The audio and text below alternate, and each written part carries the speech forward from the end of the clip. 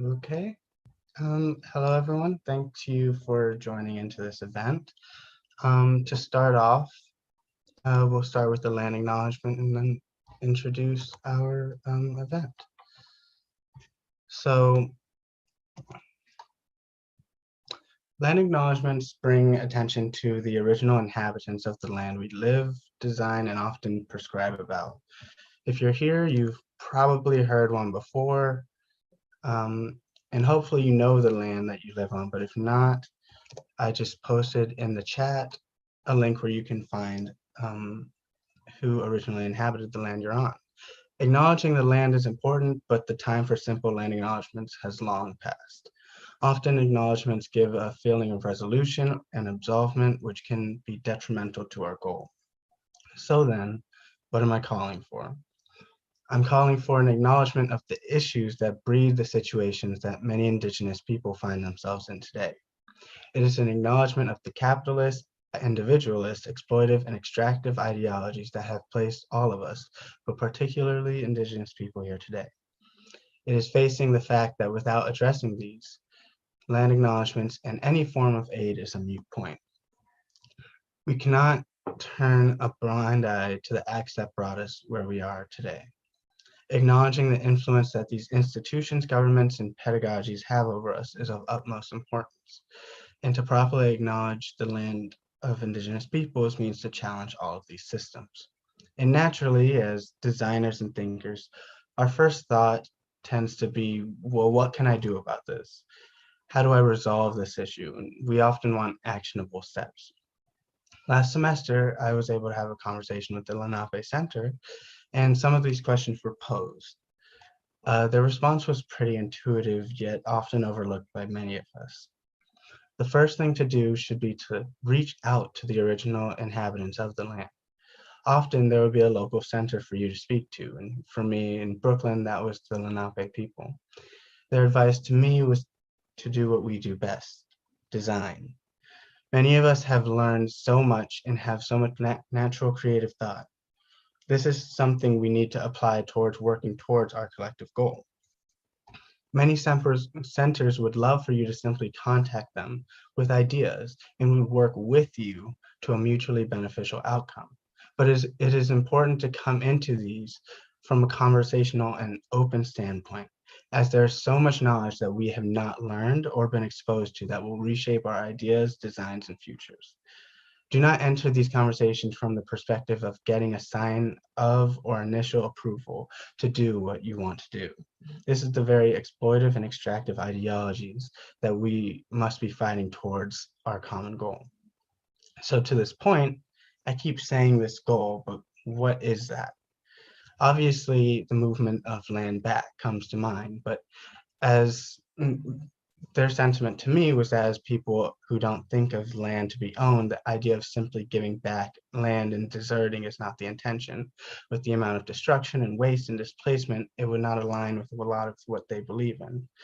So what we need to work towards is giving people agency over within governing spaces over the land back, not because of a vindictiveness or anger or hatred, but because that is not only right, but the Lenape Center believes that the values that they hold can benefit all of us. So then the goal is a return of agency, a redaction of the extractive and exploitive ideologies that breed destruction, a construction of a path towards mutual growth. And for all of us doing a lot of different land-based um, I, things working together in solidarity to construct a world of, by their quote, beauty, generosity, relation, and community above all else is what we should go to. So contact your local centers, support them, pressure government officials, and do what you do best, which is design. Design programs, buildings, workplaces, public spaces, pedagogies, design them all with collaboration in mind of those who came before us and those coming after us. And only through collaboration and solidarity and taking action against these systems can we properly acknowledge the land we live on and its original inhabitants. So thank you guys for listening to that. And hello, I'm Jared Rice. I am the head of Pratt Futures. This is the last event I will be the head of, so that's exciting. Um, Pratt Futures is a student-led lecture series, and we work to highlight a lot of the perspectives we feel are not brought to the foreground within our curriculum and education, whether that is through voices that have been marginalized that we think could provide a lot of insight, or that's about topics that could aid us in going forward as well as now. Trying to really bring what we feel would help us, and that's not provided by the school. In that sense, this series is speaking to a lot of the different ideas of architecture, a lot that we don't get to experience during our time in school, a lot more of a collaborative nature. And to speak more to this specific discussion, I'm going to hand it off to Michelle. Thank you, everyone. Thank you so much for that introduction, Jared, and all the hard work that you've done coordinating this event.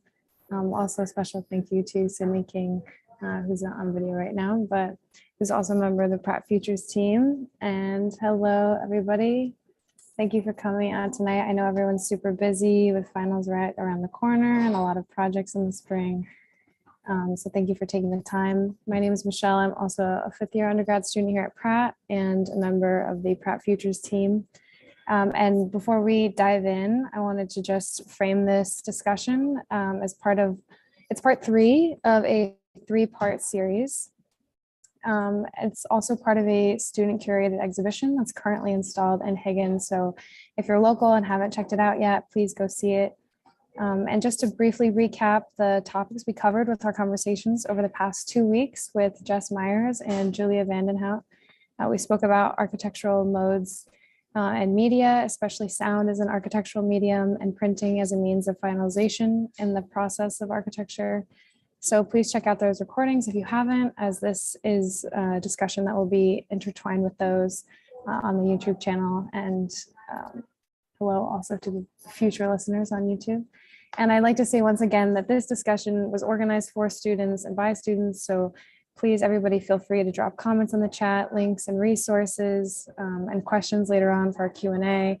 Feel free to direct message me at any point if you have questions or you don't want to read them aloud in the Q&A section. So without further ado, I'd like to introduce our guest speaker tonight, Maya Bird Murphy. She's the founder and executive director of Mobile Makers, an award-winning nonprofit organization bringing design-focused skill-building workshops to underrepresented communities.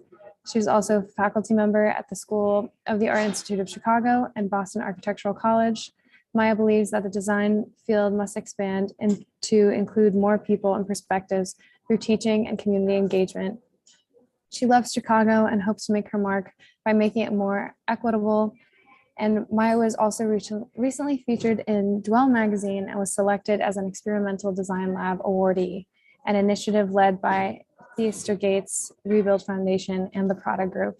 So without further ado, Maya, take us away.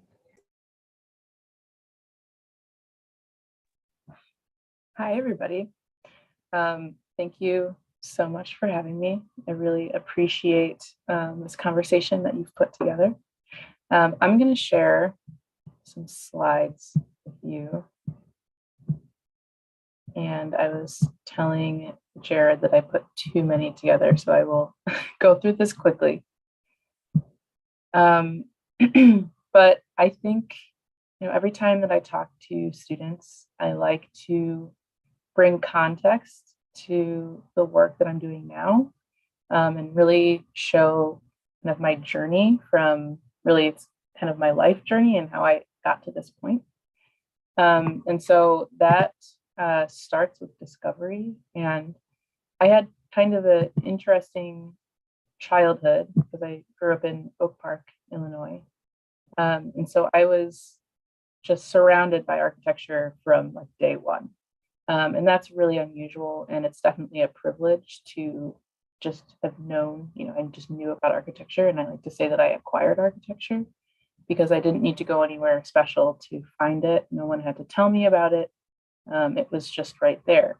And so I didn't really think that I was going to go into the architecture field until I went to this camp at Ball State. And it was when I was a junior in high school. And this was the first time that I really got to understand what like studio was like. And I was hooked. I knew that this is what I wanted to do. I was really excited to start here. And then, as I started school, I very quickly realized that I was going to be one of the only people of color in my architecture studios, in my classes. And so I kind of put my head down a little bit and just tried to get through it, and thought that when I went back to Chicago that, because Chicago's a diverse place, I thought that it would be better there and that there would be many, many architects of color once I went back to Chicago. And of course, that wasn't the case. And so I started working and worked at a few different firms. And there was always something missing for me. Like I didn't ever feel comfortable. I knew that working in an office was not going to be the thing that I wanted to do. And so I decided to go back to school, and I actually was working full time back in Chicago at home. And then I decided to go to Boston Architectural College because I could do my master's fully online or mostly online. And that felt like a really good balance for me because I didn't really need to uproot my life to go to school, and I could keep my architecture job. But as I was going through thesis, I knew that I had all these ideas, and I didn't know that it was going to turn into a company when I started thesis. But I did all of the research and development for mobile makers during my thesis process. And so these were the two questions I asked. These were my big questions. How can we make existing space more equitable? And how do we diversify the design fields? And can those two things happen simultaneously? And so Mobile Makers was born in September of 2017. And that was 2 months before I graduated from my master's program. And so I had this jumping off point to start doing workshops. And so what is Mobile Makers? It provides design and skill building workshops for youth with a focus on bringing opportunities to young people living in disinvested neighborhoods. And I like to say that the short version of that is that we do design and problem solving workshops all over communities. And now I have to kind of switch my words now that we are in Boston also, including we have Chicago and Boston now. So I am trying to switch my brain to start saying both cities. So these are some of the things that we do. We do mapping, and we look really closely at our communities. And so this is hyper local. We're never looking at a different state or country. We're looking across the street or down the block. And these are kids that go to the school that's right here. And we're looking at the site that's literally across the street. And so these young people have like an intimate knowledge of their own communities and the issues that they find.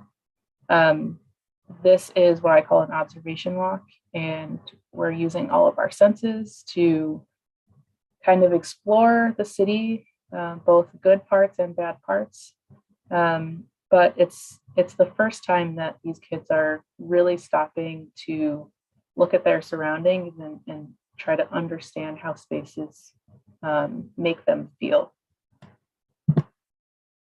We do sub-modeling. So these are the two ranges of modeling. So the kid on the left is probably 8, and he's working on a very cute model of the Rem Pool House building on the IIT campus in Chicago.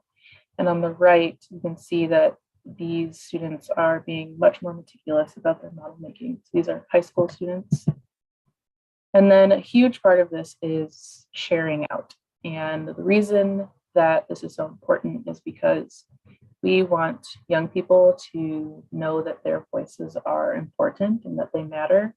and that they have good ideas for space in their communities. And so I always like to point her out. This is Amanda Williams, and if you don't know who that is, you should look her up. She decided to come to this review, which was absolutely amazing, and like I was fangirling while she was there, even though it was like for the students. But getting important people in the room for these final presentations just cements that people want to hear from these students, and they want to hear their ideas, and we think that's really important for them to know that their voices matter. And before the pandemic, we were 90% in schools, and now we really had to pivot everything. And we also do pop-ups, which those are like one-day events, and this one is at the Chicago History Museum. So we are here to support young people and ignite change. A huge part of Mobile Makers is mobility. And so I want to walk you through the process of building of our truck. This is one of my thesis renderings, I guess you could call it, where I was trying to think about how you could outfit a truck and then bring that truck to communities. And that's how you could expose a lot of people to design easily by just putting it on wheels. So this is the real truck. That's my friend Danielle. This is the day that I bought the truck and drove it off the lot.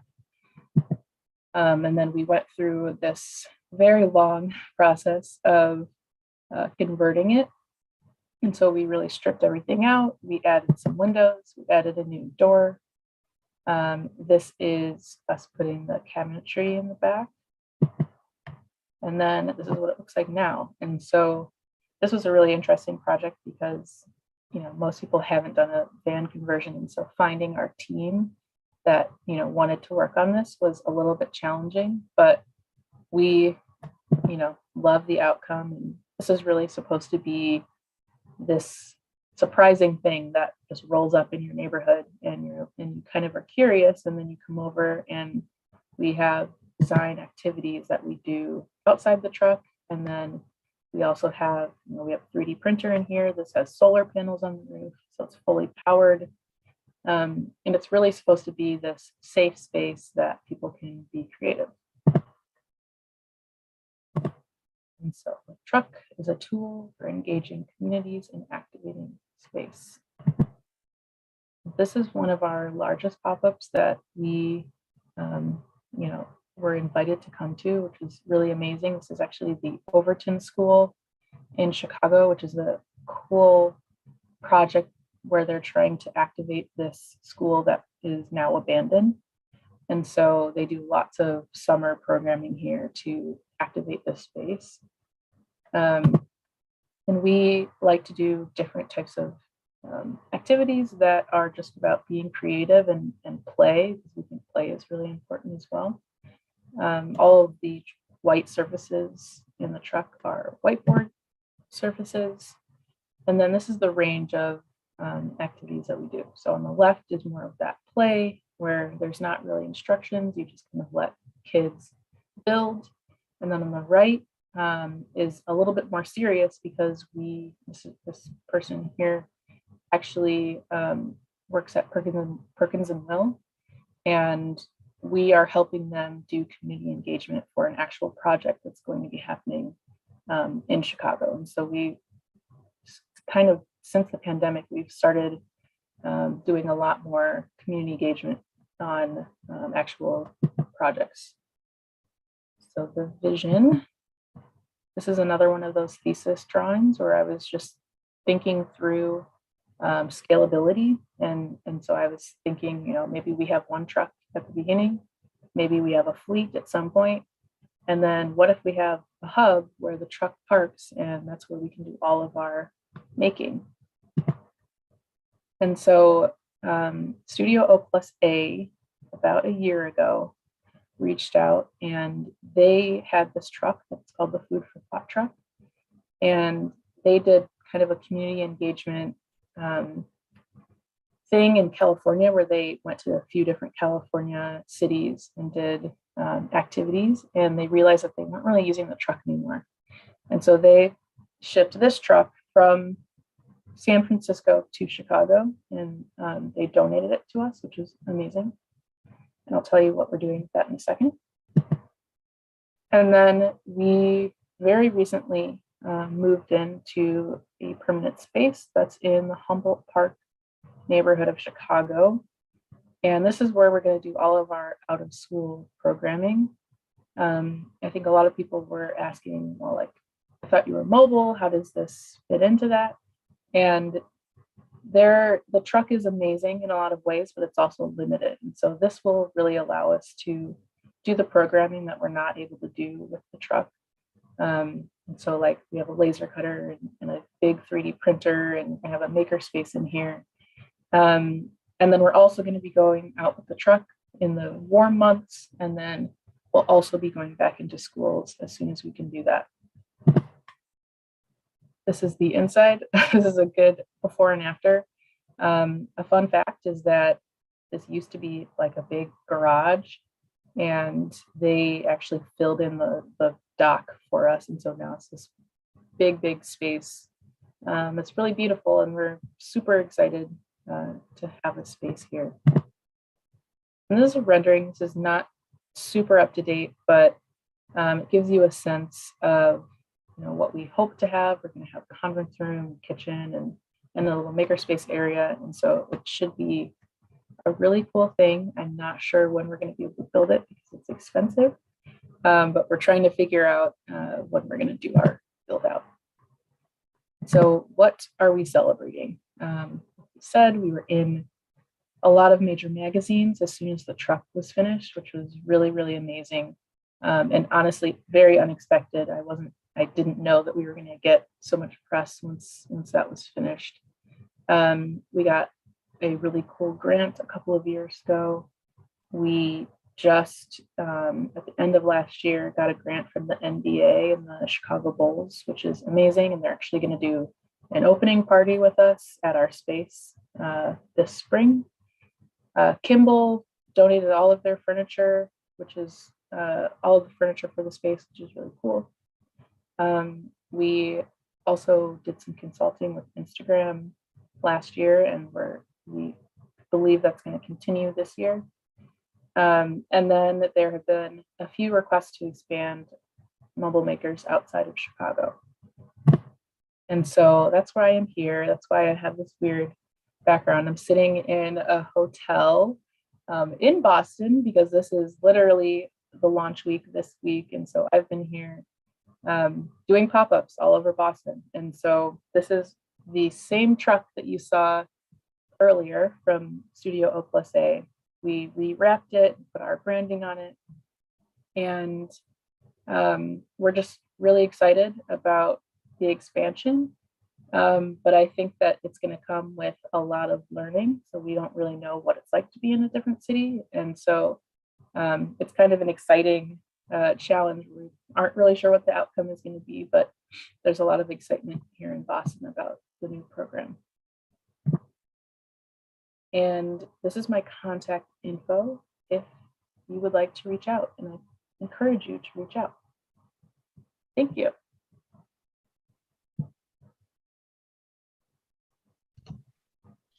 Thank you so much. I'm really excited to jump into the Q&A, but to show how some of our students are starting to try and integrate some of the ideals of participatory work or different mediums of architectural production.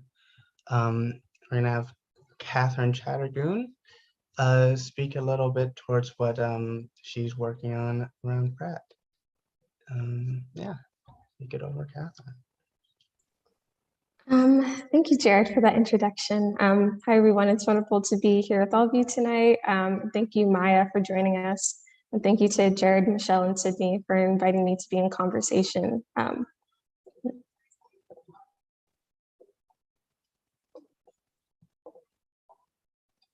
So today I'm just going to speak about 3 projects that I've had the chance to work on while being a student at Pratt. And these are all participatory, and they've been really great learning experiences for me. And with each project, I picked like one of the items from the Black Space Manifesto as like something that I've really taken away from that project to kind of speak about it. So for this first project, the Green Stitch, which Jared and Michelle are both part of, it's a team of undergraduate and graduate architecture students, and something that has really been powerful in this project, I think, is the way that we came together initially. And so we came together last summer, and we were all very set on doing a socially engaged project and working with communities and community partners. And so because of that, we identified that we wanted to work with community gardens for their potential to be a food resource in areas with food insecurity, but also like a space that can help with mental health, with physical health, and just bring people together. And so because of that, we decided to work together with the Green Guerrillas, which is a group that is kind of known for their activism with creating green spaces and bringing greenery to the city. And together, we've been working together to create a restorative garden space and a garden in Bed-Stuy. And we spent last semester cleaning it up and doing like community garden parties and talking with people. And this semester we've been hosting workshops to design it. But it's just been really exciting because the entire time that we've been doing this project, we've been in conversation with community members and with our community partners and people at the Green Guerrillas. And we're not just working, we're working in partnership with community, and it's just been really powerful and exciting to see it all come together. And we're almost done with the design, and we're going to start planting soon. So it's been really exciting. So the next project, the Weeksville Archive project, this project has been really special because it's been looking at the power of storytelling in preserving narratives and preserving history, and how we can look at the past to kind of help build futures together. So for this project, we've been looking at Weeksville, which is like a small settlement, and it was like one of the first Black settlements in Brooklyn. And it has this amazing history that hasn't been documented in a way that has been preserved well. So we're working together with the church in the area to kind of record these histories, and we've gotten a chance to do a lot of interviews, and we're continuing to build on this. And Jared has also been involved with this project. So it's just been really powerful to see the power of storytelling in action, and how just taking time to share stories and making space for sharing stories has been a powerful tool for building trust and moving forward together. And then this last project, Reset Towards a New Commons. So the team that I'm working with, we're a team of a multidisciplinary team of designers and architects and community members. And this project, I can't say enough good things about this project. So we are working together with the Center for Court Innovation. And with that, we are working with 4 young folks who live in public housing in East Harlem in 3 different projects. And together we've been coming together and doing like mapping workshops and visioning and storytelling and identifying like what home and what community means for them, and like how we can preserve those spaces and also start to reimagine some of the public spaces in NYCHA housing. And just this project has taught me so much about what it means to work together with trust as the foundation and to keep building off that. And Jared is also part of this project, and Sydney, who's not on screen, and Caitlin, I think, who is also in this call. So our project, we just got to share it as part of an exhibition at the Center for Architecture. So to kind of take this different way to think about design and space and bringing it and to share it with people in an architectural world was really interesting, and also really exciting for them to see this different way of placemaking and placekeeping. And so all these 3 different projects, even though they are like 3 separate entities, they've kind of have overlap in when I've worked on them, and they've all had these synergies that have like taught me, I've been able to take stuff from one and bring it to another. So I like to think of like all the work that I'm doing on these projects and in my studio work and in other spaces as like this idea of a continuous project altered daily, that for me, like design as a social practice is not just something that I'm working on in one space, but I'm thinking about every day and always taking small steps to move towards that. And even before coming into like the world of architecture, I worked a lot with kids before coming into architecture, and I've been thinking a lot about how how I like to vision and imagine for the future just comes from seeing their childlike wonder. So we have a lot of personal experience that we can bring into these spaces, same with community members. And it's just a really powerful and beautiful thing to work collectively and make together and to design in this participatory way where we're all in community and conversation with each other. Yeah, so thank you.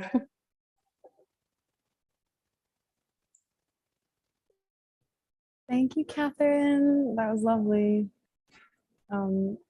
Just a reminder for everybody to post your questions in the chat if you want, or unmute, and we'll begin the Q&A.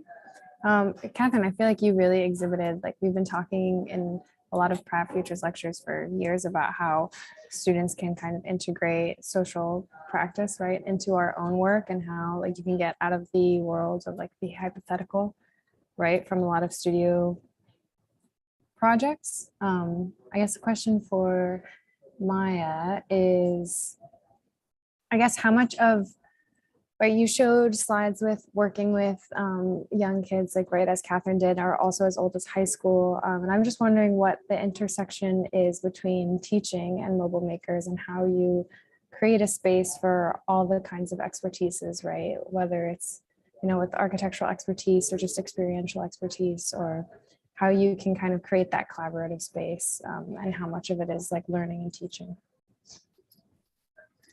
Yeah, I think I was actually just talking about this earlier today, that, you know, we try not to use labels, I guess, for our programs. And so I don't think there's often a program that would be called like architecture or urban planning. And so I think that we're coming to these spaces just thinking about design in general. And so we're really trying to talk about our own spaces that we live in and talk about how they affect us. And I think they affect us in a lot of ways. And I think that talking to young people is really important, because I don't think that young people necessarily know how many things are designed that are around us. And so it's so important to talk about how they have the power and the agency to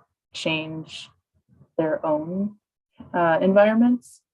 And I think that I'm kind of rambling. Will you tell me more about your question? Oh no, don't worry about rambling. I guess maybe if you want to, or you don't have to, sorry, my tab just closed. If you want to speak about, I guess, like maybe the intersection between teaching and collaborating, or how that kind of like learnability, like learning happens, and then how you can kind of like curious as to the overlap of expertise, right? Like as someone who's an expert, like doer, and like, you know, and like maybe a conscious person of space, or maybe you're not like yet aware of like space. And yeah, I don't know if that's one thing.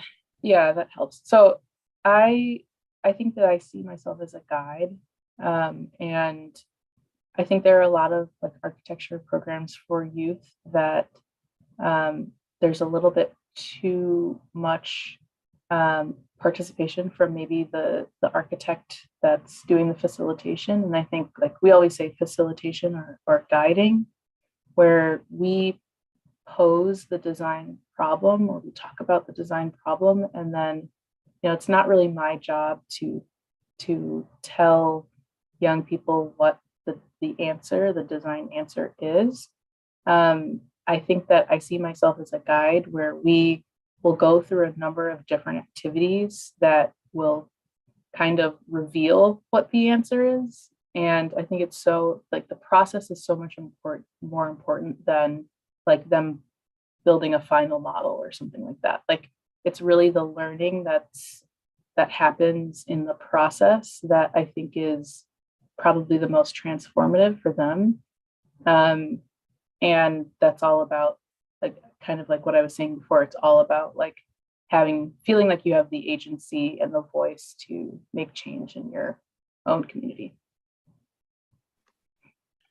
So to speak a little more on feeling like you have the agency to do that, how do you go about constructing ways for people to design within their own element and to do it in a way, I don't want to say like the translation necessarily, but um, making that agency of speaking from yourself and then that translating to some design proposals or something larger?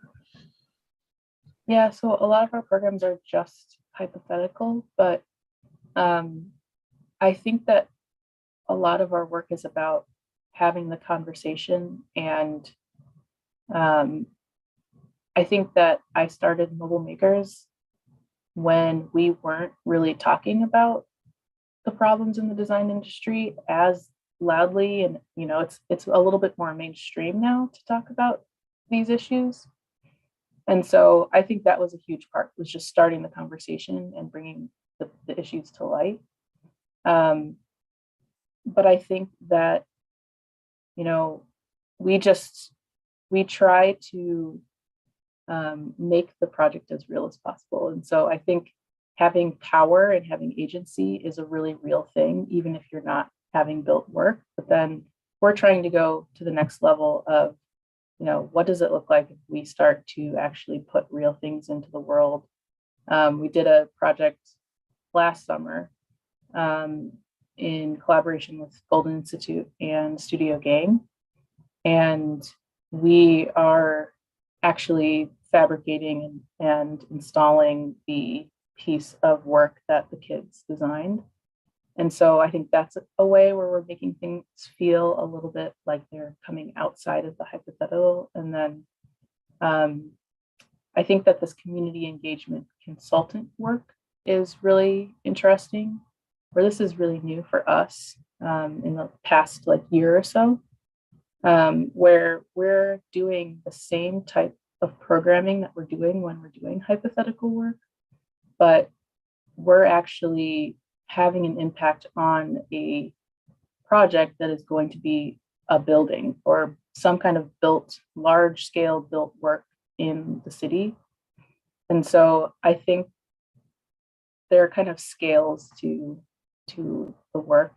And I think that the other way that this becomes even bigger is if we look at the long game, how many of these young people are going out and actually affecting change in their built environments as professionals. And that doesn't have to be through architecture. It could be through policy making, or maybe you become a developer, or maybe you're a construction worker.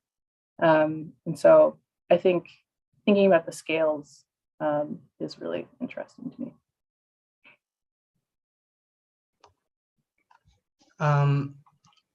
Just one last one, continuing this thread of the scales.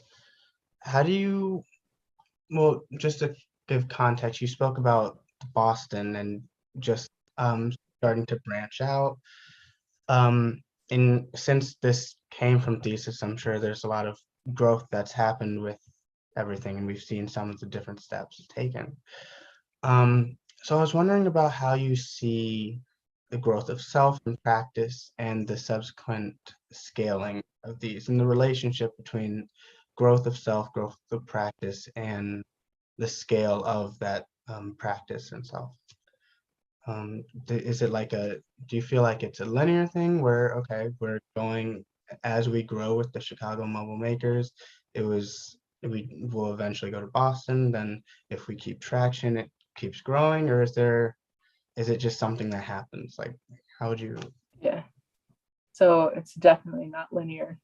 And I think that, as I said before, when I started thesis, I didn't even know this was going to become Mobile Makers, as a nonprofit. And then I think I started it and we were just going into schools. And I think that I thought that this was going to stay a really small nonprofit. I was still working full-time or part-time at architecture firms. And so I consistently am kind of shocked by the amount of growth that we're seeing, and really none of this was planned. And I think that this year I had to, and kind of a little bit of last year, I had to start to really think about how we build our foundation so that we're ready for this growth. And actually, during the pandemic is when I started this conversation with the people at BAC about this expansion to Boston. And that was, to me, something that I had never thought about. I had never even thought about going outside of Chicago before this. And this was at a time where I was, it was kind of devastating. It was during the pandemic, all of our school workshops shut down. And I was kind of sitting here saying, like, what are we going to do? And it was a really, difficult time. And so I think that the pandemic helped me expand my thinking about what mobile makers could be. And like, I didn't even think we were going to do any of the community engagement consultant work either. And so the pandemic, I think, just helped me sit down and think about what I wanted to do. And I think you mentioned personal growth too. I think that every step of mobile makers has been about, of course, it's about doing good, but it's also about me and what is making me happy and what I want to do on a day-to-day basis. And so I think that the pandemic was weird in the way where it was really devastating and really opened up my eyes to the potential at the same time. Thank you for that answer. I think Caitlin Cahill has a question. I want to turn it over if you want to unmute, Caitlin. Hi, thank you. I just really appreciate your work, and I appreciate this whole forum for really centering this work, which feels so, it just feels so vital, and I'm thinking about how, I guess I was thinking about two different things. The first was like, just really curious about like how to support design students, and like what kinds of changes would we need in the curriculum in order to support this kind of work, which is really about doing that kind of deep listening engagement with community. Like what skills, what is that about? That and like what would that look like? What would a different kind of architecture curriculum look like that would put more emphasis upon that? Because I feel like I'm seeing like all the folks who are even just in this Zoom who are like going out of their way to do this work here at Pratt. And yet I think it's kind of really going against the grain. So I love that your work is getting all this recognition and it's growing, because it's really showing how kind of urgent and necessary and vital it is. And then my second part of my question is about really thinking about like, well, what can, architects, like I feel like your work is also about like really centering the voices of young people, and like what can architecture learn from young people, right? Like how can their design sensibilities and their knowledge that's produced from lived experience change the way in which architects do architecture or do design? So I guess they're kind of connected. But thank you. I just really appreciate you, and I really appreciate Pratt Futures like creating this space. It's really exciting. And I'm sorry I don't have my camera on. It's because I'm in transit. That's all right. Thank you. Those are good questions. So the first one is about architecture education. So, I mean, I can just talk about personal experience in school, where I know that we weren't learning about designers of color. We weren't learning about any type of social issues in school. And I knew that I was interested in social and environmental issues. And so I kind of just inserted that into every one of my projects because it was my interest. And it was really clear that that kind of thinking and that kind of work was not valuable in school. And I'm hoping that that has changed at least a little bit at this point. And I graduated in 2014, so not like super long ago. And so I think that just having a more inclusive curriculum is a great start where you know, even kind of suggesting that students of color or you know, students of different backgrounds are valuable, like that their voices are valuable, and that work that people have done out in the world is valuable is really important, and I think pretty easy to include that into a curriculum. And it's just not really happening. And I think that something else that I think that I'm seeing a change in is talking about doing other things in architecture. And I know that it's an architecture degree, but we gain so many skills in architecture school that can really be you know, you can use them in many other places that are connected to architecture. And so talking about, you know, what is it like to be an entrepreneur, but also be in architecture, I think is really important. And kind of encouraging people who have these really great skills to, you know, use them in a place that they are going to thrive, instead of saying, I like to call architecture like a chute where you get on in architecture school and then there's no way out. You just shoot all the way through the profession. And there's so many other things that people can do with all of these great skills. And so I think just encouraging that instead of saying that there's one way to do architecture is so huge. The second question was, what can architects learn from youth? Maybe I think I'm going to change the question to, what can architects learn from kind of like lay people or just like community members? I think that you talked about listening as well. So I think that architects are not taught how to listen, and they're also not taught that it's important to listen. And so it's so important that in school we're being taught that it is important to think about people that we are serving in these buildings. Like it's insane to me that that's not just a huge part of this curriculum, to talk about people and the users. And then I think it's equally insane that we don't learn how to talk to the people that are going to be using the building and in school. And so I think this all kind of starts in school. And then once you're in the profession, it feels like it's a burden to have to talk to community members. I think there's this feeling that community engagement is this thing that you kind of dread, and you're like, oh, I've got that meeting coming up that I have to prepare for.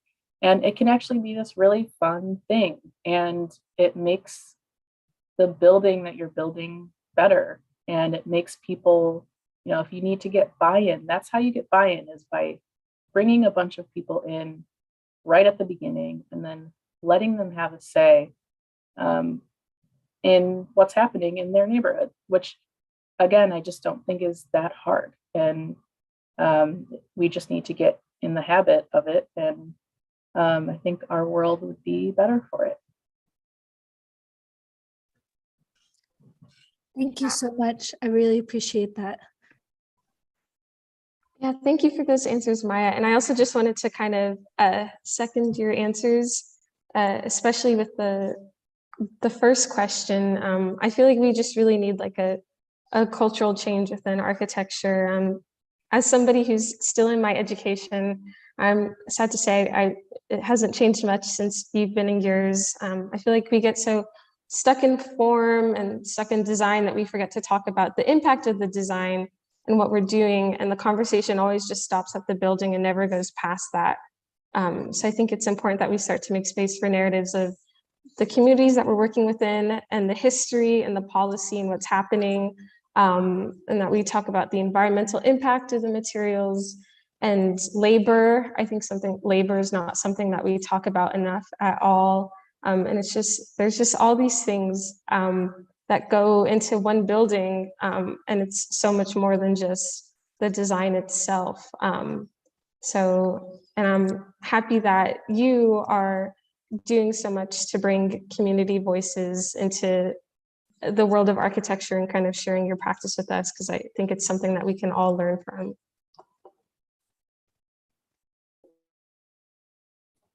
Thank you, Catherine, and thank you, Maya. I kind of want to ask both of you different questions, but sort of at the same time, right? Catherine, like, you guys can answer in whatever order you want, but Catherine, like, you spoke so much to, you know, your projects that are sort of outside of your like design studio projects, and how, like, you know, our curriculum does leave out a lot, right?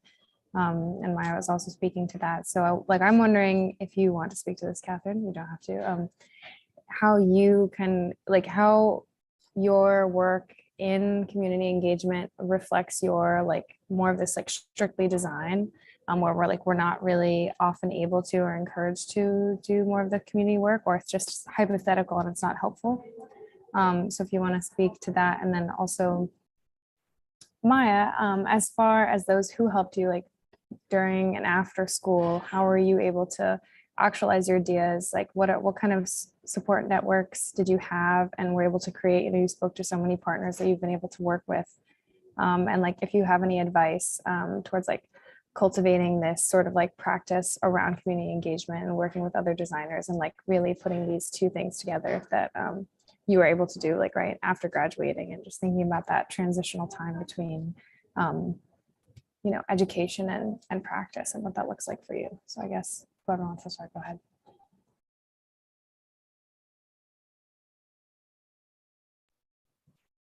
Do you want me to go first? Yeah, support networks. This is a challenging question just because I don't really have, you know, my answer is kind of a bummer. Like, I feel like I didn't have people to go to when I was in school and right out of school.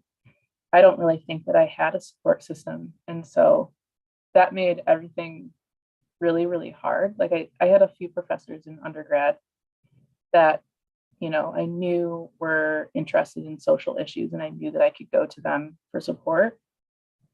But that was two out of like everybody.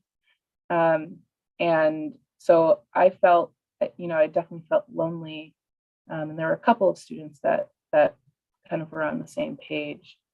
But I graduated and started working, and really, you know, I feel like I kind of had a shock when I started working, because you know, working in an office is a very specific thing. And I knew that, like I said this before, I knew that I probably wasn't going to want to work in an office long term. And I was sitting there at the office trying to figure out, like, well, what else do I do? Like, I've only been taught that I'm supposed to graduate, start working in an office, start doing my architectural exams. And so I really struggled, because I wasn't sure where to turn after that, because no one taught me that there were other ways to do architecture. And so that's when I decided to go back to school. But what I started to do after that was I went to like every networking event I possibly could. Like, that's my advice. Like, ask people to go to coffee that you know, admire, and you think that they're doing interesting work. Try to meet like as many people as possible, and then that is going to help you build that network. And like, now I have many friends that are doing like alternative architecture. And you just really need to put yourself out there and meet as many people as possible. And then you'll kind of find your people. And it's so important to find your people because those are the people that are going to support you when I started my nonprofit, I went to my support system. And that made everything so much easier because I had this like group of people that were just cheering me on and introducing me to the people that I need to be introduced to. And so that would be that's probably my biggest piece of advice in general is find that support system, because that's going to help you with just every part of your kind of adult life and career.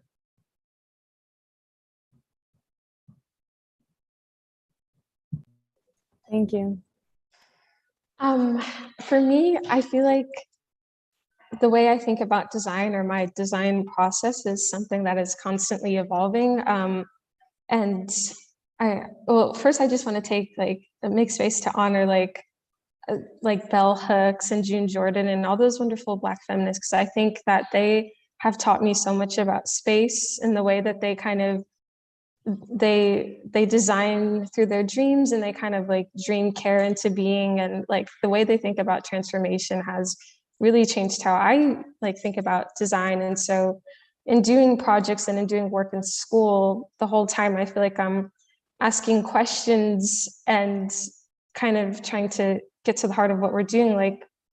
Like last semester I was working on a housing project, and I kept asking myself, like, what even is shelter, and how do we we look at things like through such a prescription in architecture school, that like sometimes your professors make you feel like you can't challenge things, and it's okay to question and challenge things, and it's good to kind of be inquisitive during the process because it helps you learn and it helps you grow.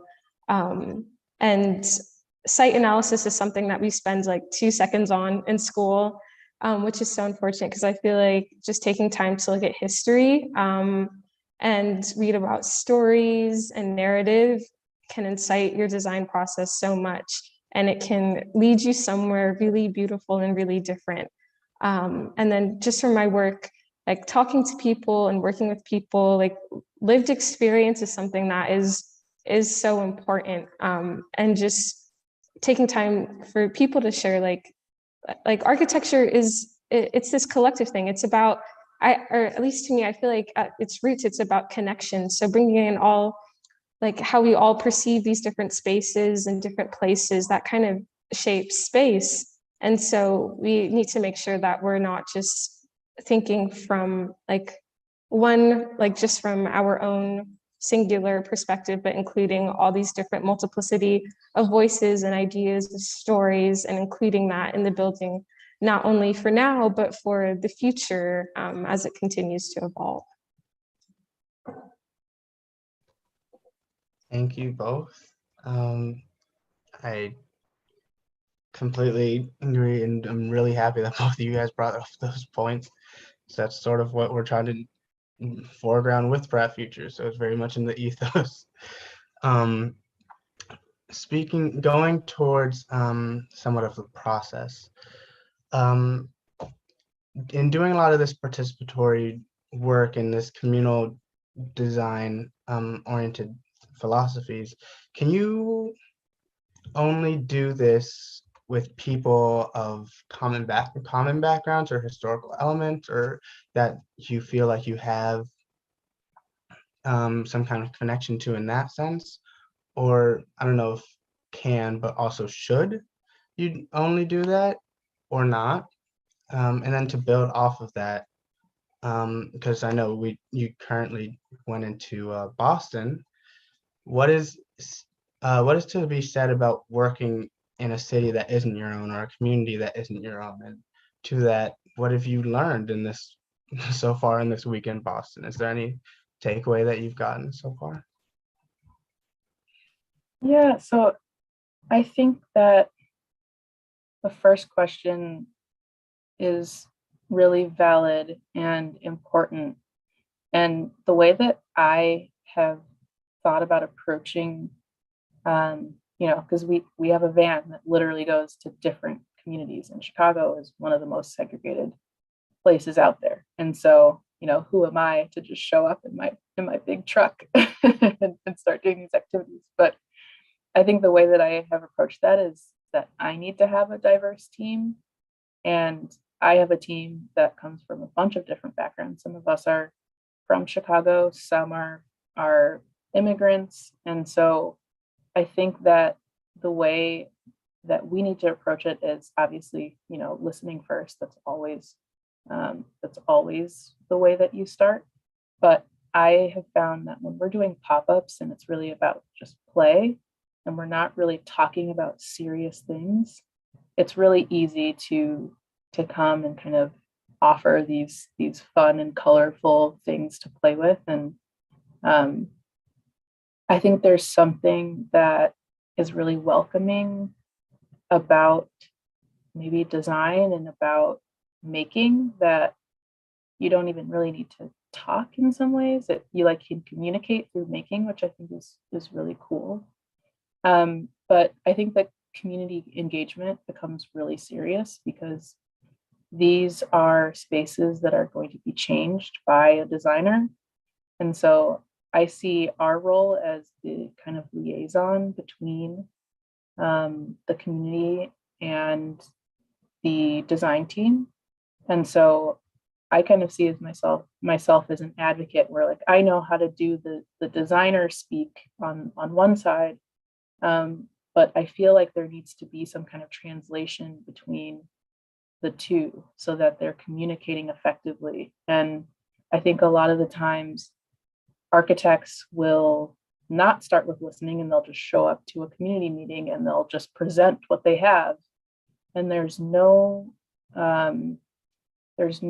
translation, and there's no empathy or understanding kind of between. And so I think it's I feel like we're kind of softening that wall between the two. And I think that, of course, as I said, listening is really important, but then coming with a diverse group of people, I think is already that, to me, that immediately makes things a little bit easier. And then also my team is all people that look really young. And so sometimes we'll be doing workshops where they don't know who's the teenager and who's the facilitator. And so that's another thing that honestly, I think that I'm doing intentionally, because there's an automatic, what is the word that I'm looking for? There's an automatic safety, I think, that comes with that, where if you see someone who looks like you, you're a little bit more interested in engaging.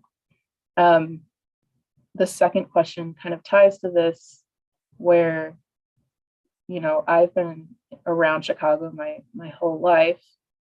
And then suddenly we're uprooting, well, not uprooting, but we're expanding to Boston, which is a totally different place that I've only been a couple times, honestly.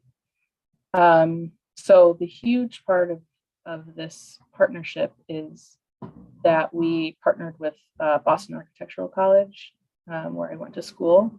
And so they have been open, I think, since the 1800s or something like that. It's super old. So they have this very long history in Boston.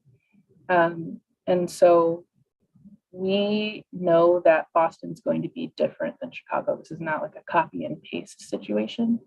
And so there are so many things that we need to learn.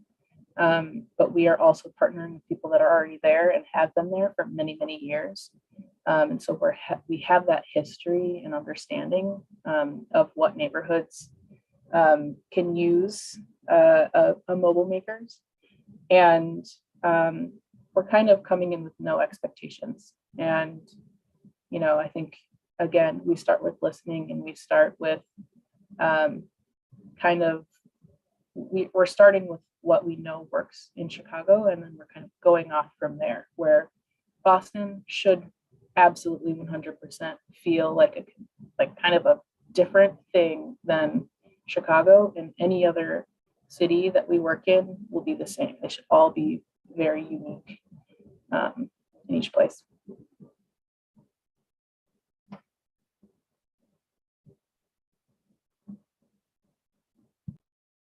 Sorry, I was reading the chat. Thank you for that. And I guess talking a bit then about like play and how you kind of incorporate that. You talked a bit about like translation, right? Like this sort of, you know, architect coming to people and how like these relationships sort of how this conversation kind of manifests. And Catherine and Maya, I was wondering if either of you want to kind of speak to play and like the access of play, right? And like in terms of like space, like safe spaces, time, and like tools, and how that like literally or metaphorically kind of translates into both the process and then the post or like the existence of spaces and design.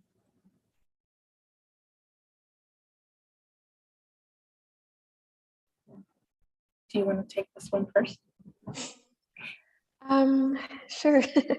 So I guess just like the question of play immediately makes me think of the project that we're doing, Reset. The full title of the project was Reclaiming the Commons Through Play, and we had to shorten it for the exhibition. So now it's just replay, as in kind of like means like continually like assessing and thinking about play. But it was really interesting to like have this project be centered in a play framework, because it's like we're thinking about like one of my favorite quotes is from Randy Pausch, and it's never lose the childlike wonder.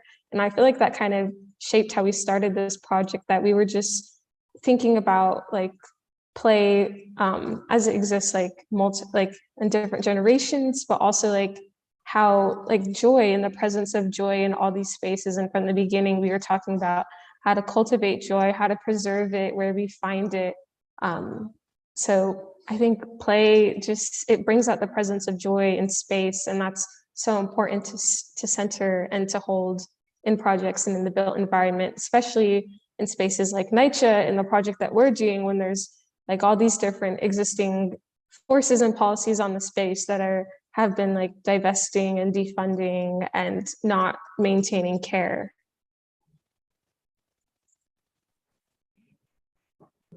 Yeah, to add to that, I think that we have to think about how play is a privilege, and a lot of young people are not able to just go out and play because it can literally be dangerous for them. And so I think that bringing in play and bringing in a safe space for people to play is really important. And so the project that I mentioned before, it's called Youth Design Leadership for Community Safety, which is YDL, also way too long of a title. That was the one that was with Studio Gang. And they actually, part of the project was making a roller rink they turned an empty lot into a roller rink in West Garfield Park. And it's at an intersection that is really, they've had a lot of issues in that intersection specifically. And so they thought, like, why don't we put this place for play right at this intersection and really see what happens. And of course, they're doing everything they can to make it a safe place for kids to play. But it's really amazing to go there. They did tons, like a year's worth of community engagement for the roller rink. Yeah, thanks for putting that in the chat. And so it's going to be really interesting. I don't want to call it an experiment, but it's going to be really interesting to see how this place for play shapes this intersection and shapes this neighborhood. And I'm really excited and optimistic that it's going to be a really great thing. Something like that is was it sort of, can you explain a little bit more about the roller rink and sort of how it was able to come to being? Was it like a quick spur of the moment, or was it a long process? Like how? Yeah. Okay. So it was a really long process. There's a group called the West Garfield Park Right to Wellness Collaborative, also a very long name, which is a group of all of the neighborhood groups in West Garfield Park. And they were all already like very organized and had, I think they have some connections to the mayor as well. And so this was a really long process. It was probably more than a year, but Studio Gang did pro bono work for this project for about a year, which was, I think they were just doing community engagement, and then they might have done a little bit of like conceptual design for the roller rink. There was another partner on it called Site Design Group that they really did the design of the whole thing. They're a landscape architecture group. And so this was a long process, but in a way it was a really short process, because once they figured out that the community members wanted the roller rink, that was the thing that they wanted to build. It was a really quick turnaround to then build it. And so it was open in I think it took 3 months to build the first iteration. And then they're going to do a phase 2 this summer, which is going to have the sculpture that I was talking about earlier that the YDL students designed. So I would say that it was a long process, mostly because of, empty lots we could have a whole nother conversation about empty lots and how hard they are to turn into anything else because of remediation, and you don't really know what's happening there, who owns it. And so it was a really bureaucratic process, just because it had to go through the city. The park district is it's going to be park district land. And so that's really why it was such a long process. But they did lots and lots and lots of engaging with the community members. Thank you. That helps a lot of insight, and I know my thesis and a lot of others are looking at a lot of these empty lots, so it's good to know. So one of the last few questions speaks to your perspective and how it started to change with each of these different projects that delve in. Both of this is open to both because we're always evolving. What are the ways that the work you've done has shifted your perspective on how you see spaces and how you see other people's impressions on spaces? This could be from the large scale to how you interact with them, how you move around, or just the smaller ways of how you just view and perceive that permeate in everyday life. But yeah.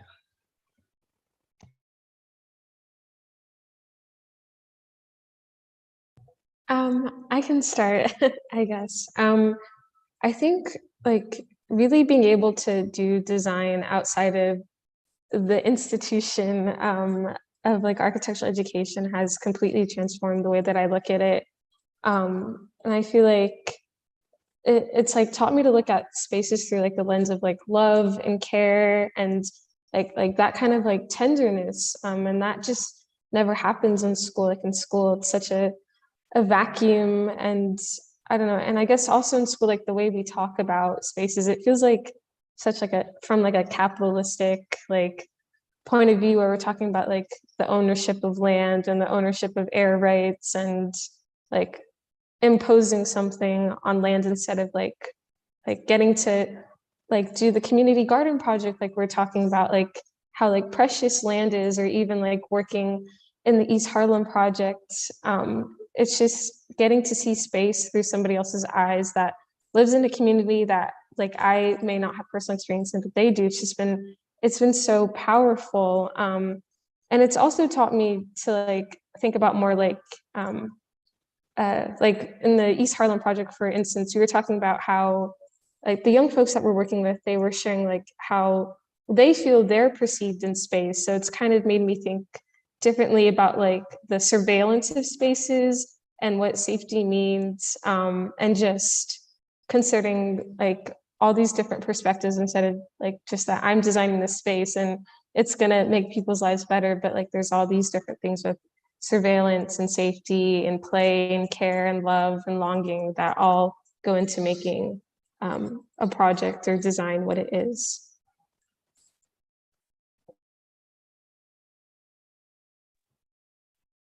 Yeah, I honestly just forgot what I was going to say. Will you repeat the question? It's been a long, long week. Yeah, no worries at all. The question was, what are the ways that your work and the different projects you've worked on has started to shift your perspective, as Yes. well as how you perceive spaces and stuff? So I think that I very quickly started to perceive space maybe more negatively or more critically. And so I think that I see injustice in space very quickly now. And not that I, want to be negative about it, but I think that the first part of this was that, oh, I wonder if that highway like cut off that neighborhood and that's why this looks like this. Or, oh, look at that bench that has, actually literally today I saw someone who was trying to sleep on a bench that had, how they put those dividers now so that they make it really hard for people to sleep. And so those are the little things that I notice now all the time. Just inequity in our spaces. And I always butcher this quote, but Antoinette Carroll says this really beautiful thing. You should definitely look her up if you don't know her.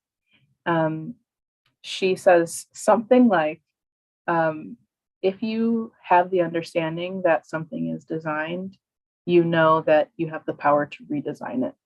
And so I think now, before I just kind of looked critically at these different spaces, but now I think that I can start in my mind to transform the spaces and really start to think about how underutilized space can kind of be reclaimed for community use.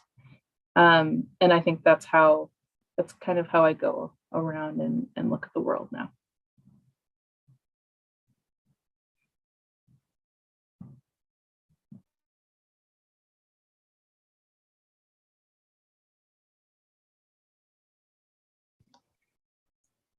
Thank you. Oh, sorry, Jared. I was just gonna say maybe we could kind of take a moment and just give everyone else in the audience a last chance to think about any brewing questions. But thank you both for those really thoughtful, insightful responses, and thank you for sharing that quote, Maya. That's sort of like the goal of all of these discussions, right? Yeah, so I don't know, Jared, if you want to close this off on the last question, if no one has anything else. Yeah. Okay, let me look at okay, yeah. So, sorry. What are ways both okay, so actually I'm gonna ask this question, give a little bit of context, and then ask it again, just for it to be as clear as possible. So what are ways both externally and internally that you are challenged when doing communal design or participatory design?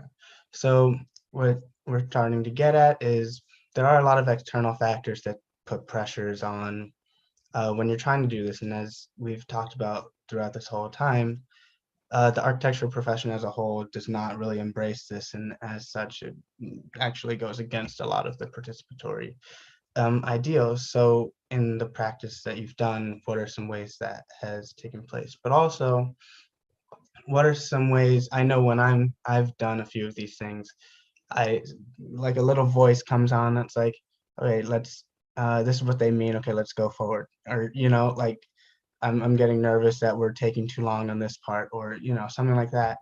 And it's somewhat of like this battle, like, okay, the integrity of this, I actually need to make sure they feel heard, and I need to make sure I'm keeping myself in check as the quote unquote designer. So back to the question, what are ways both externally and internally that you are challenged when doing communal and or participatory design?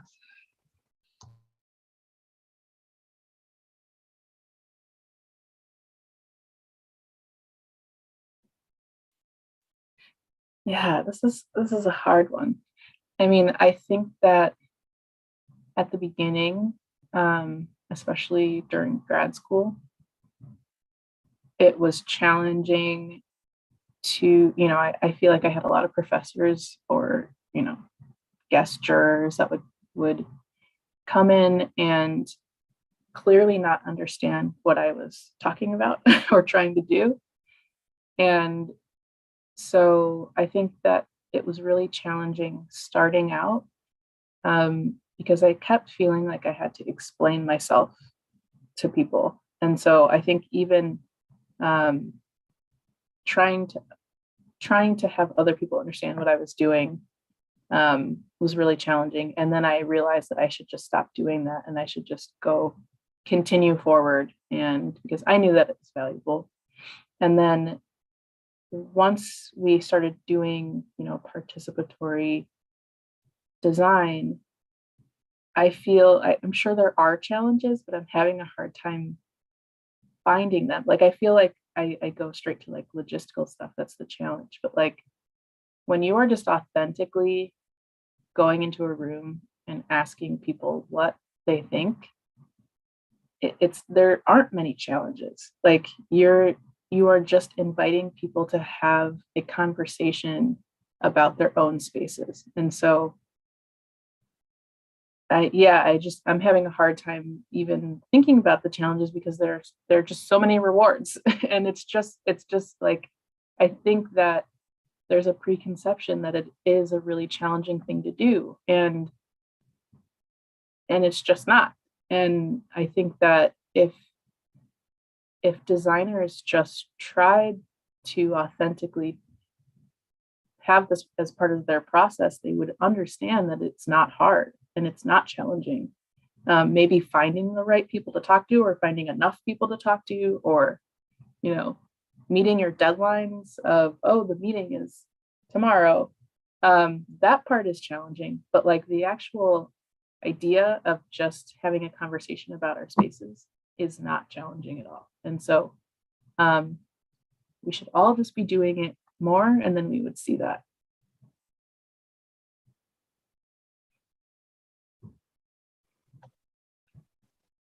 Yeah, and then I just wanted to add a little bit onto what Maya said, because her response is wonderful. I also feel like in all the projects I've done at the beginning was the most challenging part, because to do this type of work, you just have to build a foundation of trust. And that kind of goes back to the Black Space Manifesto point of moving at the speed of trust. And sometimes that takes a while to just take time to get to know each other and to be together. And design and like thinking about being together in space and place is something that is really intimate. So making sure that, we can share stories and, share our views and share our hopes and dreams for the future together. Always at the beginning, you just have to take time to make sure that trust is there, so you can keep building and dreaming together in the work as part of the process. Yeah, I want to add one more thing to that. So I think that what has made this easier for us is finding someone who's already in the community, who already has that trust that, they are part of the community, they live there. I don't think we would ever just approach someone and say, hey, we're going to do community engagement now. So it's really important to find those people who are already there and already doing the work. And then that helps you kind of build on that trust. And as long as you're building trust with that community organization or neighborhood organization or whoever, then it is so much easier to get people to show up and to engage But yeah, great point, Catherine.